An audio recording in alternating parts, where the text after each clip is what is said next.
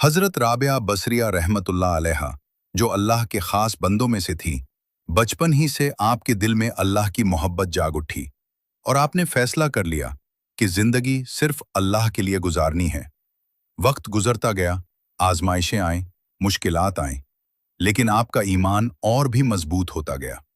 एक वक्त आया कि आपको गुलाम बनाकर बेच दिया गया, मगर इस हालत में भी आपने इबादत को न छोड़ा। रात के सन्नाटे में जब सब सो जाते, आप अपने रब के हुजूर खड़ी हो जाते और रोते हुए अर्ज करते, ऐ मेरे रब, अगर मैं तेरी इबादत जहन्नम के खौफ से करती हूँ तो मुझे जहन्नम में डाल दे, और अगर मैं जन्नत की ख्वाहिश में इबादत करती हूँ तो मुझे जन्नत से महरूम कर दे।